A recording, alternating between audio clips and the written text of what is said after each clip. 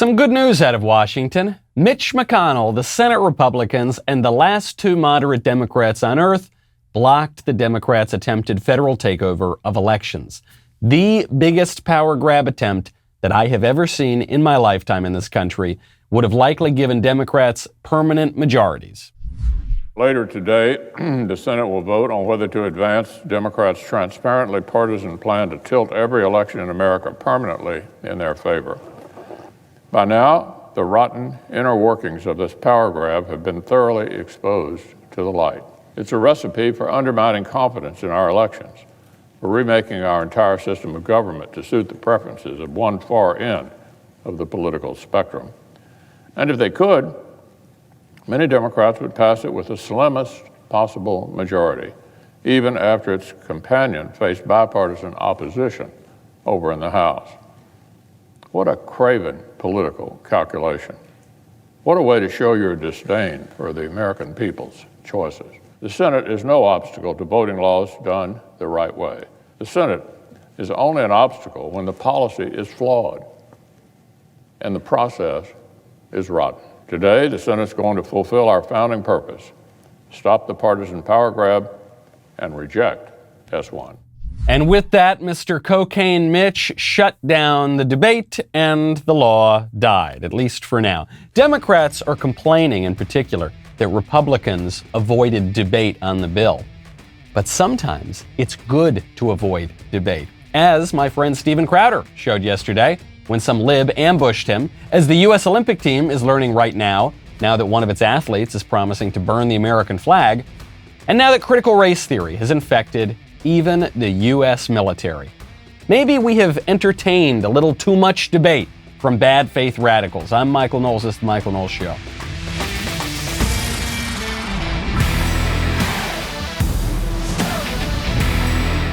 Welcome back to the show. My favorite comment yesterday from Fern Diaz 7, who says, if you have a problem figuring out whether you're for or against abortion, then you ain't Catholic.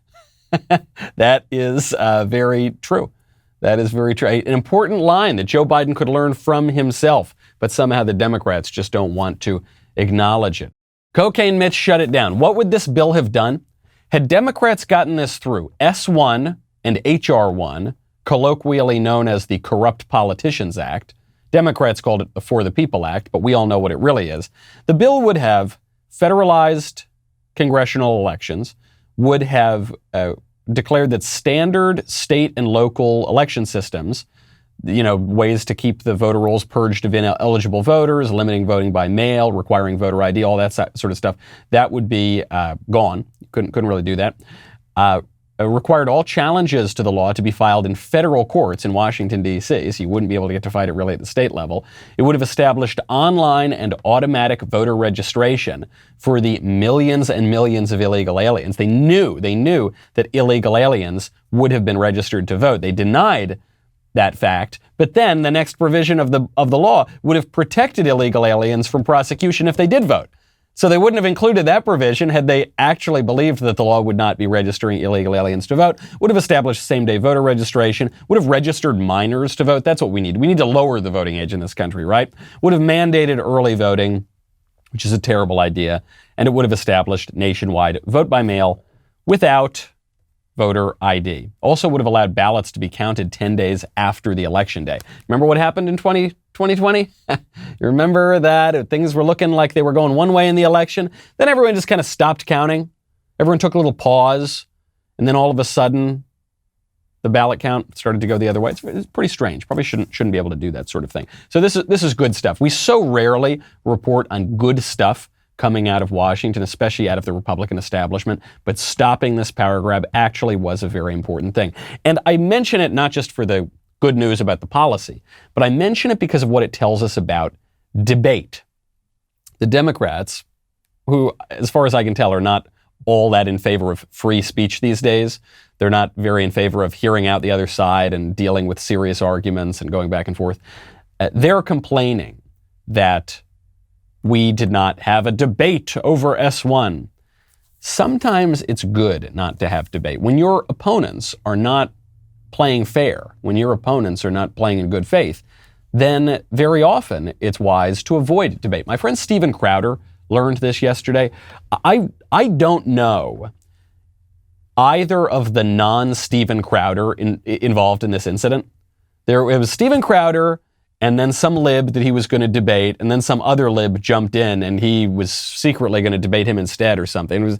It was all this kind of inner YouTube drama that I really don't know anything about, but it actually highlights the very same principle that we're talking here that was going on in Washington, D.C. So just to give you some context, Crowder agrees to debate this one guy. He actually jokes. He says, I bet this guy doesn't want to debate me. And then at the very last minute, it was a bait and switch, and he swapped him out for some other lib. Take a listen. Hi, Steven. Hey, Ethan. How you doing, brother? Hey, I just want to say on a serious note that I'm glad your wife is okay. I heard you had a little bit of a issue with your wife. Well, she's pregnant with twins, so yeah. It's like well, by the way, congratulations too. I know you guys are Thank you. in the same process. All right, man. Well, I appreciate you coming on and doing this, and doing this. A lot of people don't, so just talking, avoiding kind of the social media pissing contest drama. All right, okay, I'm really glad to have my next guest on the show, and I've always said this, I always respect people who enter into the arena. Ethan, thanks, man, for making the time. You're very welcome, and I just want to say, I know you called me, you said that I would be a layup. I think I used something like that. Yeah. And I think you're right, because I don't think I'm a very good debater. I think you know that. So I didn't want to make it too easy for you. Oh, okay. So I've prepared. Okay. Steven, do you know that the Spartans are like practice man love with children? Oh, geez. Okay, so this is what's going to happen. What did I tell you? He was going to do anything he could to avoid. Oh, there he is. Oh no, Sam Cedar. What a fucking nightmare. Thank you, I had no idea this was going to happen. I have a general This is a rule. great opportunity. I don't start a debate based with people on a lie. And how about you get sabotaging? How about you get Steven, to show yourself, you coward. Steven, show yourself. Okay, I think we can pause the debate there. I think we've gotten all of the important content that we can get out of this. Crowder agrees to debate this one guy that I've never heard of. But then, at the last second, some other guy that I'm not familiar with, who actually, one of the reasons this was called to my attention is because people were saying that this other guy, Sam Sater, looks like the Kroger store version of me. He's got similar skin and kind of glasses or whatever. So then he jumps in at the last minute, and then they just start insulting one another. And Crowder says, okay, I'm not doing this. This is not what I signed up for. Crowder was right not to debate these guys.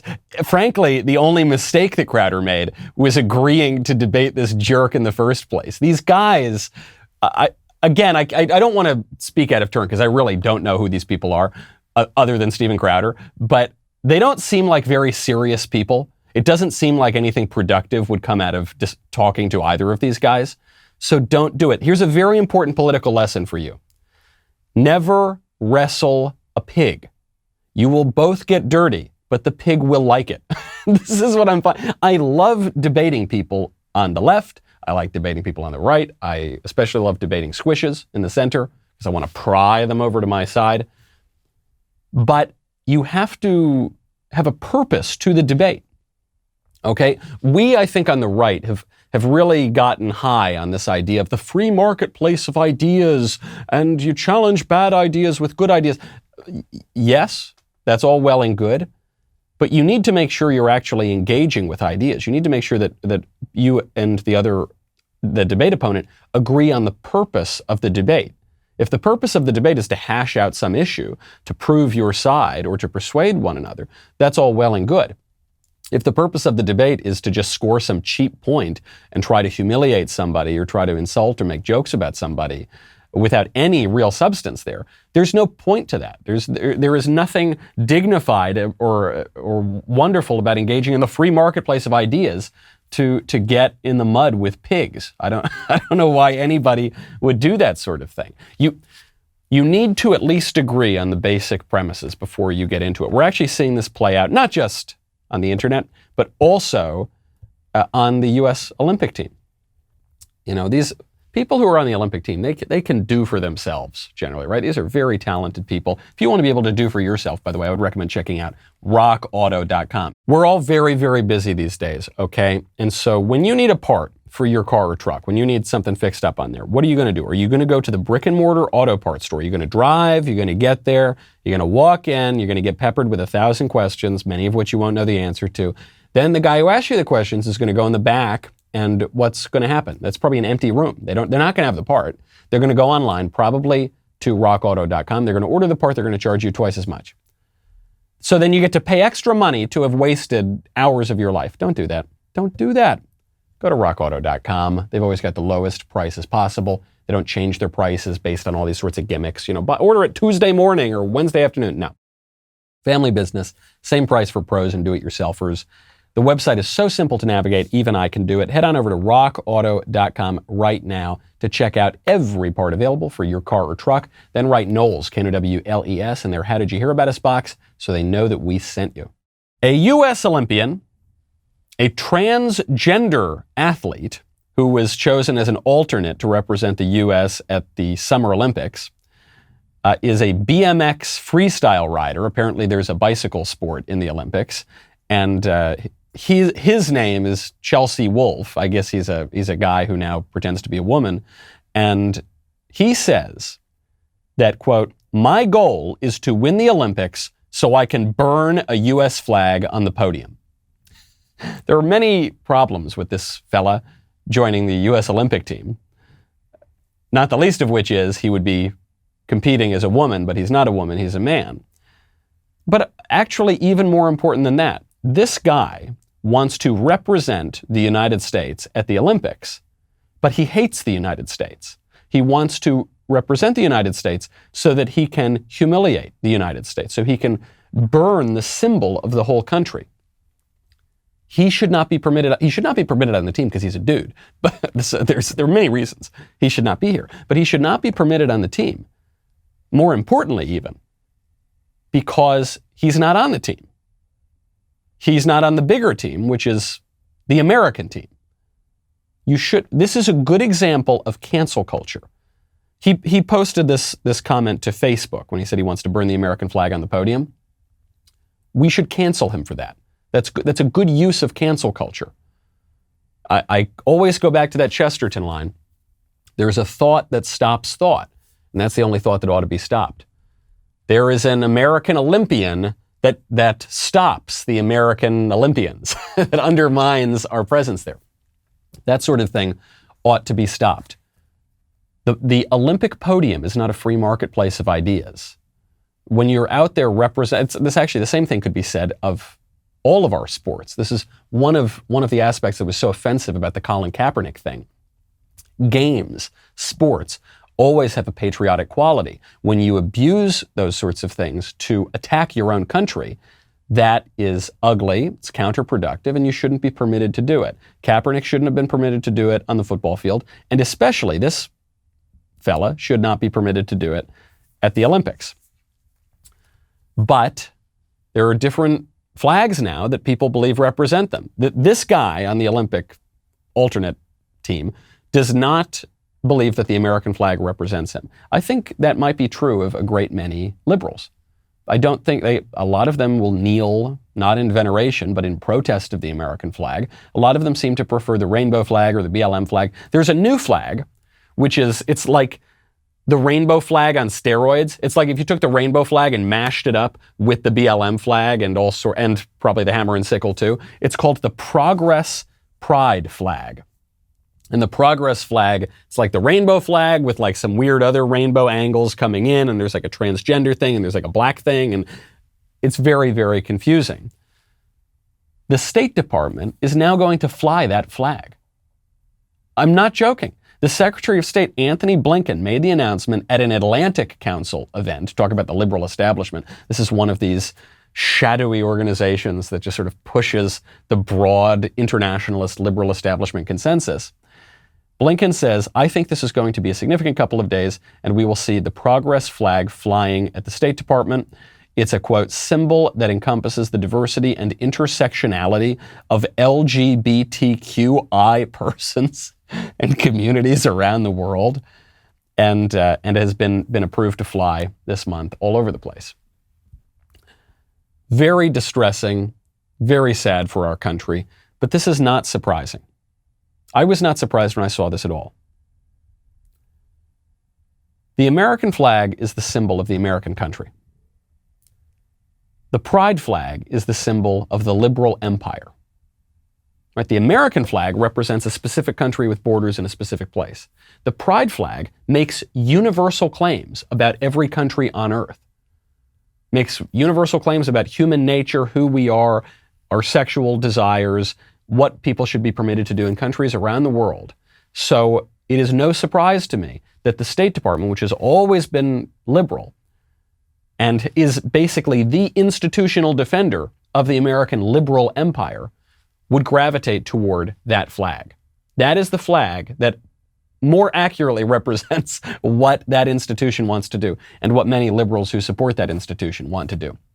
It's very sad, but when Trump came out and said that the battle in the election would be one between nationalism and globalism, he might as well have said it's a battle between these two flags. Do we want the American way of life, the traditional American understanding of our country and who we are, or do we want this radical new universalist thing that's been bubbling up at least since Woodrow Wilson and has been gaining steam more and more and more?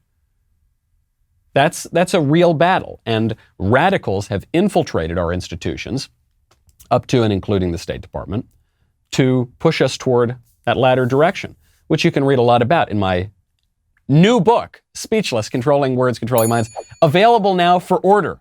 It's hard to get used to saying that. I would say my upcoming pre-order, but no, it's out now. It was released yesterday. Thank you to everybody who ordered it. This book is doing very well on the sales charts. I really want to stick a finger in the eye of the New York Times and make them put me on the list. But really, I appreciate everyone people have written in and said, they've read several chapters already, so that's very kind. I appreciate that. The first time I write a book with words, I'm glad to know people are reading them. Because we are seeing this play out right now. It's in all of the institutions. No institution is safe from this. The one institution that we used to believe in this country was safe from this kind of woke craziness. Obviously, it's not Hollywood, it's not the media, it's not the bureaucracy, it's not big tech. We used to think the military was safe, but it no longer is. The Chief of Naval Operations, the CNO, was just asked by Senator Tom Cotton, a military veteran himself, whether he would disavow the statement that is in part of the Navy's reading list now, that capitalism is racist. The Navy has this reading list that they put out, and they're recommending that servicemen, that sailors read these insane leftist critical race theory books. And Cotton said, hold on, CNO, do you really believe that this is the sort of thing that's going to get our servicemen in fighting form? And the CNO refuses to disavow.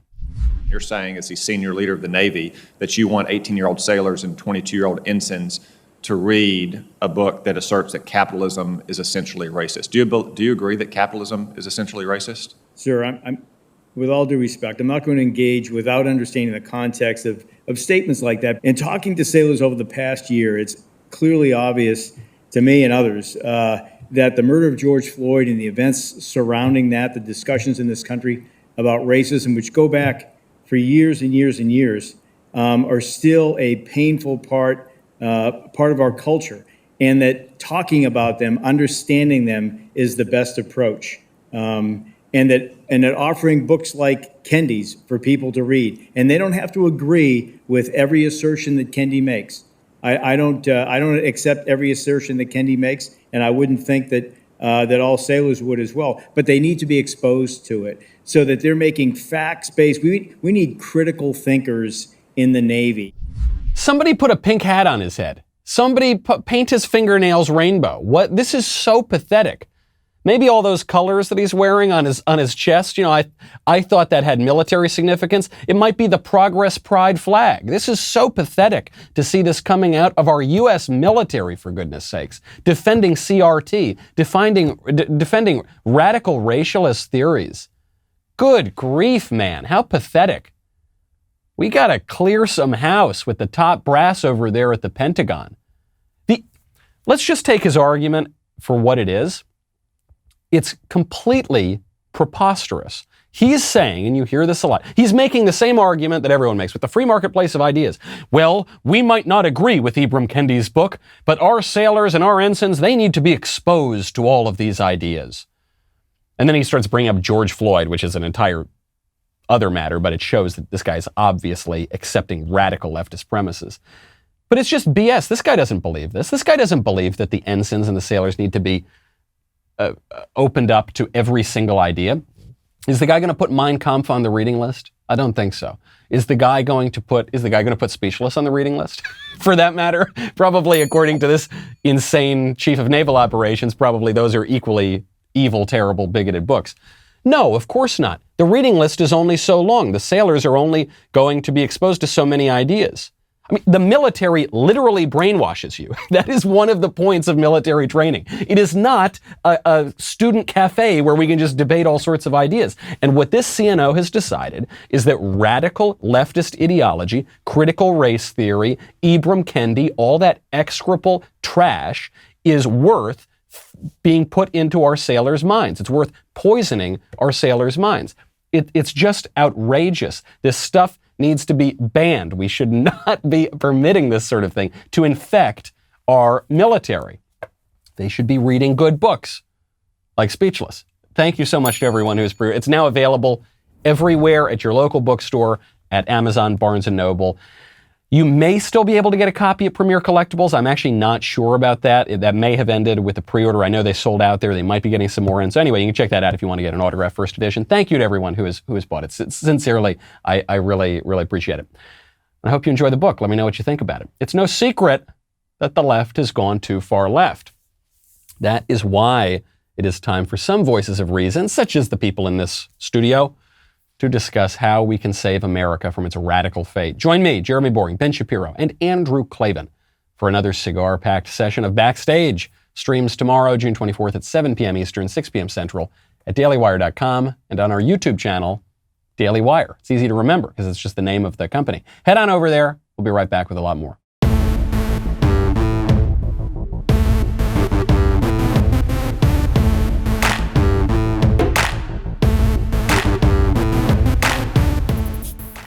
The Chief of Naval Operations says that sailors need to read trash like Ibram Kendi's stupid book because we need critical thinkers in the military. I think what he really means is we need critical theorists in the military. I think he means that we need these radical ideologues. And do you know how we're hovering right above the target, to use a military analogy? Do you know how I know that the right is right to go after critical race theory and its associated academic movements? Because the left is retreating. They're running away. You'll notice that their new argument is critical race theory doesn't exist. They'll say, what is critical race theory? It's a retreat to nominalism, as my friend Matt Peterson at Claremont pointed out. Nominalism, this idea that, you know, the only general categories that they're just names. They don't really refer to any real things. Critical race theory. What do you mean by that? You know, come on. No, I mean a body of work. I think I have a book right here. Here it is. I mean this body of work called Critical Race Theory by writers such as Kimberly Crenshaw, Neil Gontanda, Gary Peller, Kendall Thomas, and a number of other people who have developed this academic movement out of critical theory more broadly that is attempting to subvert our entire national self-understanding, our personal self-understanding for that matter. That's a problem.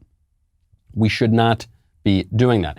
The left will now say, there's no such thing as critical race theory. That's out of one side of their mouth. And then out of the other side of their mouth, they'll say, and also critical race theory is great. They're doing this with Juneteenth. I knew it, by the way. I hate to say I told you so. They push for Juneteenth. The squishes just roll over on Juneteenth. And then what happens? They say, well, we have the Juneteenth holiday, but, Juneteenth doesn't mean anything because you're not even allowed to teach people about their race. The Republicans don't even want us to teach people about slavery because they're kicking critical race theory out of the classroom. You're telling me. Without critical race theory, people would not be taught that slavery exists? I think they would. Pretty sure we've taught that before. Critical race theory is something quite different and quite radical. This is real. This is infecting not just the universities, not just the high schools, but corporate boardrooms, even the U.S. military. And it's leading to some really kooky suggestions. The Washington Post just came out and said that in order to grapple with the racism and in order to cast a truly critical lens, white people need to form and engage in white accountability groups. Racism, racialization, white body supremacy is not episodic, it's structural. Remember that there were thousands of George Floyd before the one that you saw. Your bodily response to this horror, right, is not the same thing as you dealing with the structural aspects of this. George Floyd's death became a deeply personal and racial tragedy for many Americans. For the first time, white people were becoming aware of their whiteness and the systemic ways that white supremacy affects all of us. White people in particular get aroused, get upset, say this is unjust, this isn't right, this shouldn't happen. There's like an awakening that happens. And so part of their racial identity development is seeing that awakening. White accountability groups are really helpful in terms of having a place to process, having a group of people whose responsibility it is to call me on things or to challenge me. Okay, there are two things going on here. Obviously, these women are absolutely daft, but the points they're raising speak to true things. The first one, probably the most interesting aspect, is that these radical leftists are calling for a white racial consciousness. You know, white people do not have much racial consciousness. The Pew Research Center showed this just a few years ago. They measured racial consciousness. They asked people, is your race somewhat or very important to your identity? For every racial group, other than white people, more than 50% of the respondents said, yes, race is somewhat or very important to my identity. This is true among Asians, it was true among Hispanics, it was especially true among black people. Black people's racial consciousness is higher than 70%. For white people, it's 15%. It's very, very low. Contrary to what you've heard about white supremacy and all the other nonsense, white people do not have a racial consciousness. There have been white identitarians, there have been people who have called for a white racial politics who have said whites need to get their racial consciousness up. And some people who say that today for the purpose of creating racial solidarity in the way that other racial groups do it. But these leftist radicals do not advocate racial consciousness among whites for the purpose of giving them solidarity, obviously. It's for the purpose of instilling shame in them. So it's this unique case. And this has been going on for many decades now, especially since the 1970s. There's been a real effort on the left to cultivate racial consciousness among Hispanics, among Asians. These are, by the way, two racial categories that were basically invented in the 1970s. Before that, you would talk about Mexicans or Guatemalans or Chinese or Japanese, but you wouldn't talk about Asian. That's so many people. Hispanic, it's like a quarter of the earth. I don't know, it's so many people. But it was felt on the left that in order to mirror the political achievements of the Black Civil Rights Movement, they would have to create these groups. So for all the other racial groups, the left cultivates racial consciousness to instill racial pride. For white people, the left cultivates racial consciousness to instill racial shame. It is so perverse, it is so weird. Now, I think every group could probably learn more from the shame part of it than the pride part of it. Pride goeth before destruction and a haughty spirit before a fall, and shame gives us a sense of sin. So I think what's going on here, when we talk about a racial, what do they call it, the white accountability group, what these people are really trying to get at is confession. That's just their whiteness for them is just a synonym for sin, and accountability groups is a synonym for confession. Like you go into a confessional and confess your sins to a priest, or some people confess their sins to one another in a small group. That's what's going on, except the sin here is just being white. That's the stand-in. And so under this perverse theory, no one has anything to feel sorry for except for white people, because no one has free will. No one has moral agency other than white people. That, according to this idea. Very bizarre. You can see how serious ideas can just be so perverted to make no sense whatsoever. According to these guys, and specifically according to the mayor of Washington, D.C., but mayors across the country, you see this with Lori Lightfoot in Chicago and other race hustlers. According to these people, white supremacy is pervasive and invisible, and we need accountability for it. Now, Black Lives Matter violence is very visible, quite pervasive. We can see it happening before our eyes, and we all need to deny it. If you asked any lib on the street today, what's a bigger problem in America? White supremacy or Black Lives Matter terrorism? I bet, especially if people were in public and they couldn't tell you what they believe in their heart of hearts, they just had to say the line that is socially accepted. They would say white supremacy, it's a horrible. White supremacy is the greatest problem in America. Where is it? Show me the white supremacy. Show me on the map where the white supremacy is. Because I can show you where the BLM terrorism is. It's in Minneapolis, it's in Washington, D.C., it's in Los Angeles, it's in New York, it's in Chicago. It's all over the place. It's in Nashville, for goodness sakes. Not anymore, but during the heat of the 2020 riots, there was violence. They set a courthouse on fire. So I can show you that, but you can't show me the white supremacy. Senator Ron Johnson, Republican, just grilled the mayor of D.C., Muriel Bowser, about this issue of BLM terrorism. Do you have a property damage estimate from the summer riots? I'm glad to hear you say that you are opposed to riotous behavior, whether it happened on 16th Street or here. Madam Mayor, could you answer the question? Do you have an estimate of the property damage during the summer riots? I know that we had one night of rioting in the district. One night of rioting during BLM in Washington, D.C. Is that true? I was personally in Washington, D.C. for more than one night of leftist BLM violence. Okay, we all know that that is BS. There's video of this sort of thing. And she just lied. Ron Johnson asks a perfectly fair question. What was the cost of the BLM riots? Yeah, I'm glad that you're interested, and I don't. Answer the question, Mayor Bowser. What was the cost? Well, we had one night. Just total gaslighting. Total gaslight. This is not someone engaging in the free marketplace of ideas. This is not someone having a real deliberative exercise here. This is unreasonable, logic-free, grunting interest politics. A lot of violence in our streets. There was a lot of violence on Juneteenth, our most sacred national feast day, Juneteenth.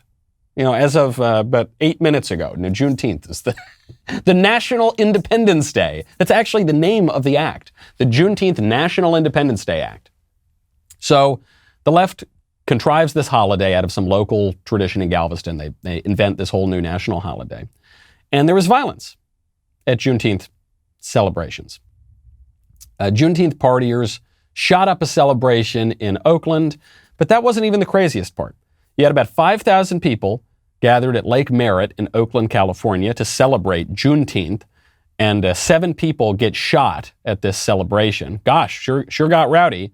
Then an ambulance shows up, and the feastgoers started twerking on the ambulance. You can see, they're trying to wheel people into this ambulance, and there's a young woman multiple young women. Yeah, there we go, twerking on men on the ambulance. Everyone filming it, probably making it pretty tough to put the injured people into the ambulance. Filming, laughing. Then some guy just jumps up, climbs on top of the ambulance. Yeah, he's throwing a football. That looks fun. Throwing a football. They're trying to be nice maybe. You know, when I see an ambulance behind me in traffic, I usually pull to the shoulder of the road because I want to make sure I don't want to impede the ambulance's journey. But these guys didn't want the ambulance to impede their ability to grind on one another and dance on a car and throw a football. I mention this Not only because I think the Juneteenth national holiday is a farce and a very bad idea, but also because I never want to hear about police brutality again. Okay? I never want to hear about over-incarceration and all these, and, the white supremacist law enforcement. You saw this the other day, actually. There were people twerking on a cop car in, where was it, Chicago or New York? And the car kept driving. They're like, get off the car, stop it. But they're not really doing anything about it. You have a very dangerous situation where people are getting shot, where people need to be taken back to the hospital, where you got to get out of the way of the ambulance. Then you've got a bunch of absolute degenerates dancing and jumping and climbing on a car. Nothing happens. No consequences whatsoever. You've got crime spiking right now in cities around the country, notably Chicago, where shootings and murders are up 50%. And what happens? No one does it. They all complain about police brutality on the left. They all complain about the over-incarceration. We have a severe under-incarceration problem in this country. Just by definition, if crime is spiking, if criminals are running free on the street, then we are under-incarcerating people. We need criminal justice reform to put more criminals in prison. It's not going to happen, though. BLM rioters are getting completely off the hook. I mean, we talked about it either yesterday or the previous episode on this show. In the Bronx, the majority of BLM terrorists they're just having the cases dismissed. The looters, the rioters, just doesn't matter. Now, if you go and dance on Nancy Pelosi's desk in a horn helmet, then you're going to get the book thrown at you. You're probably going to go to Gitmo. But if you shoot up parties, if you dance on ambulances and cop cars, if you riot in city after city after city and you loot stores, totally fine. Does that seem fair to you? Does that seem like the sort of civilized society where everyone's playing by the rules and we can engage in the free marketplace of ideas? I'm not so sure about that. Jen Psaki, the White House press secretary, tells us that there is one real threat in this country that we need to focus on. Not the thugs shooting people in Chicago, not the BLM and Antifa terrorists that have burned down the country for a year, not the looters and the rioters and the killers, and no, we need to worry about Trump. There was a reporter, again, I don't know what outlet he's from, a leftist reporter who pointed out that President Trump is about to start holding rallies again, and he wants to know if the White House is concerned about the inevitable violence. Is the administration concerned that actual violent extremists and people espousing secessionist rhetoric are finding a home in Republican primaries and could actually be elected to office? And then I have that second question. Well, I'm not going to label people domestic violent extremists officially from here. I think we have certainly seen problematic rhetoric, followers of QAnon and conspiracy theories who don't just run but are elected to office. So there's already a record of that. President Biden's predecessor is going to return to his campaign-style rallies in Ohio this coming weekend. Has anyone from the administration reached out to Governor DeWine or anyone in Ohio's government about the possibility of violence resulting from his return to the trail? And is there any concern that him going back out there and continuing to insist that the election is fraudulent and that he actually won could result in people being hurt or killed?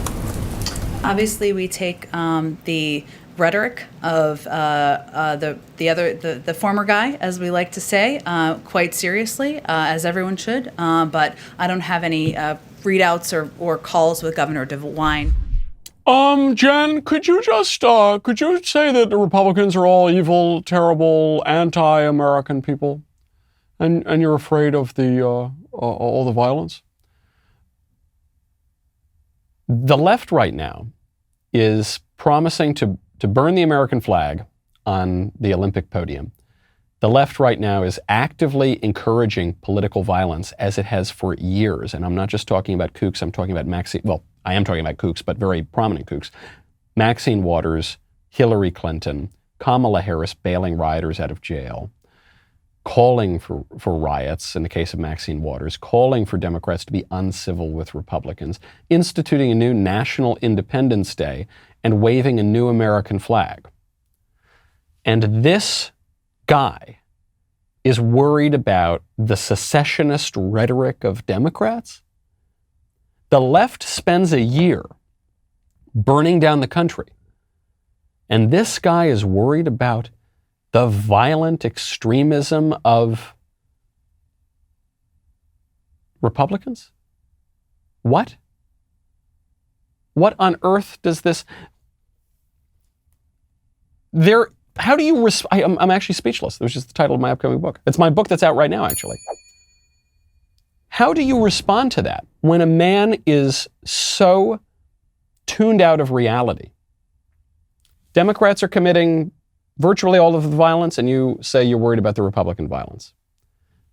The left actively calling for this sorts of violence, you say, well, the right, this is the really violent, terrible party. The former guy. I can't wait for Trump to hold more rallies. They're going to call us terrorists if we so much as litter at any of these rallies. You can't let that bother you. It's just not true. They're not engaging in good faith. This is not a fair debate that's going on right now. We got to do our thing, guys. We got to tune it out. We should not be wrestling with pigs. Speaking of Trump supporters, and firearms for that matter, I owe an apology to the McCloskeys. You remember the McCloskeys? Mark and Patricia McCloskey were the should-be Brooks Brothers models who were standing outside their home when BLM terrorists busted in, started breaking their property, started threatening their lives with weapons. And the McCloskeys had guns and said, "Get off my lawn." Great people, great Americans.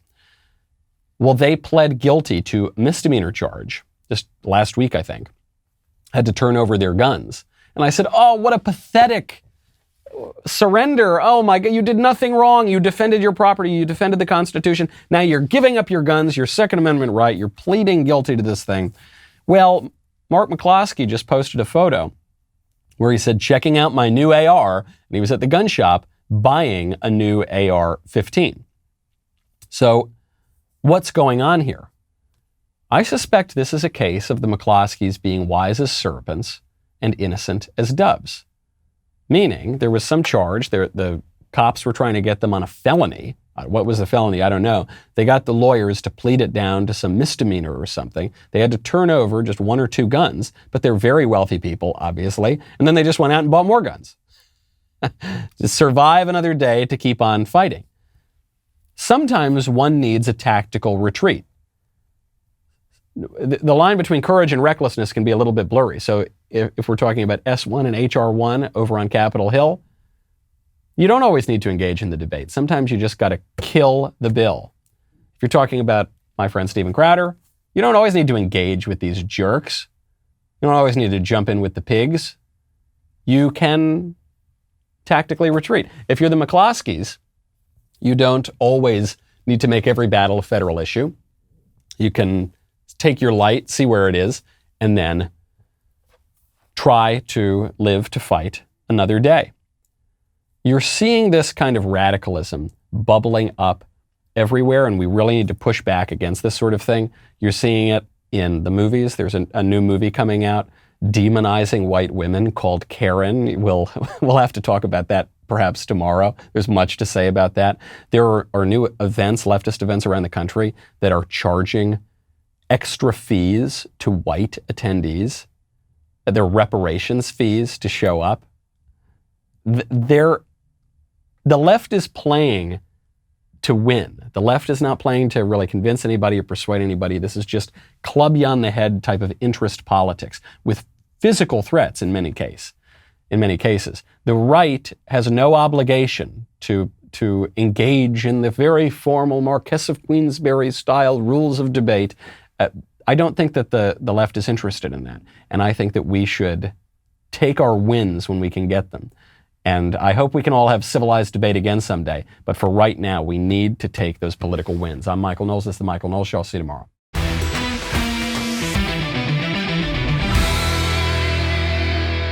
The Michael Knowles Show is produced by Ben Davies. Executive producer, Jeremy Boring. Our technical director is Austin Stevens. Supervising producers, Mathis Glover and Robert Sterling. Production manager, Pavel Vidovsky. Editor and associate producer, Danny D'Amico. Audio mixer, Mike Coromina. Hair and makeup by Nika Geneva. And production coordinator, McKenna Waters. The Michael Knowles Show is a Daily Wire production. Copyright Daily Wire 2021. Today on The Ben Shapiro Show, the Washington Post concludes that higher numbers of black traffic deaths are the result of, you guessed it, infrastructure racism and, before the People Act dies, an ignominious death to the whales and teeth gnashing of the media. That's today on The Ben Shapiro Show. Give it a listen.